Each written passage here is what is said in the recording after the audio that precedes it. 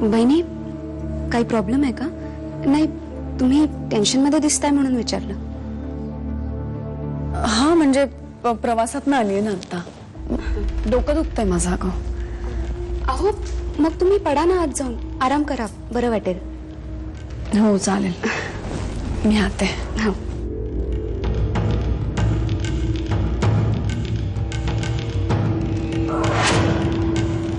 माझ्या नवऱ्याचा जीव दुसऱ्याच कुठल्या तरी बाईत अडकलाय. तिच्यावर ते मनापासून प्रेम करतात. मग माझा या घरात काय उपयोग? मी त्यांच्या आयुष्यातून निघून गेलेलंच बरं. मला घरातून हाकलून दिलंस ना. त्या प्रियंकासाठी माझ्या मुलाचा विचार केला नाहीस तू. तुला माणसात आणण्यासाठी आयुष्यभर झटले शार्दूल मी. माणसात आलास तू, पण माणुसकी विसरलास. तुला माफी नाही शार्दूल, माफी नाही.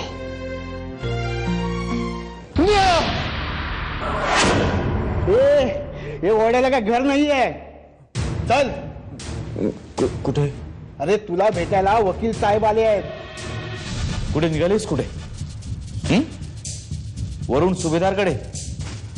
मी काय करते, कुणाला भेटते, हा माझा प्रश्न आहे. माझं आयुष्य, त्यात तुम्हाला बोलायचा काहीच अधिकार नाही. प्लीज निघा. नाही शारदा, असं नाही होऊ शकत. तू मला सोडून त्याच्याकडे जाऊ शकत नाहीस. मी प्रेम करतो तुझ्यावर. बस. शारदा आणि वरुण सुभेदार पार्टनर आहेत, म्हणजे ती ऑफिसला असणार किंवा नेमकी कुठे आहे ते तरी कळेल. मी मेलो ना, माझा जीव गेला तरी काही फरक पडत नाही. पण मी मेलो तर माझी बायको मुलगी रस्त्यावर येतील शारदा. निदान त्यांच्याकरता तरी तू. नाही हर्ष, मी आता कुणाचाच विचार करणार. प्लीज शारदा, प्लीज प्लीज मला मदत कर प्लीज. हर्ष प्लीज, तुम्ही इथून जाताय का मी पोलिसांना बोलवू? पोलिसांना बोलू ना? पोलिसांना? हो.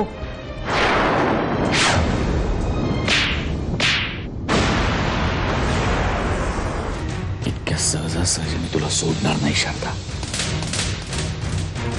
हर्षवर्धनला तो अजून पूर्त ओळखलं नाहीयेस. मला झेडकारून माझं आयुष्य बर्बाद करून तू सुद्धा सुखी होणार नाहीस.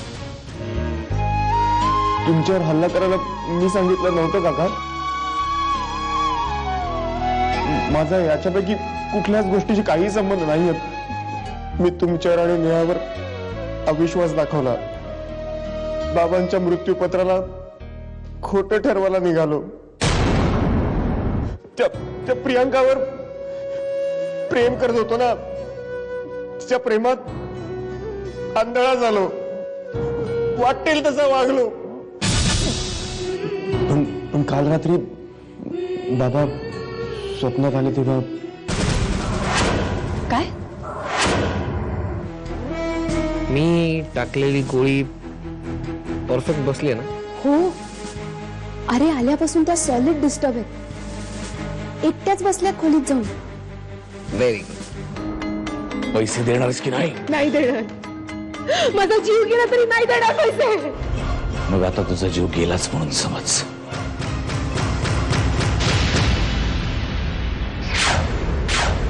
बघतो आता मी काय करतो ते. शारदा!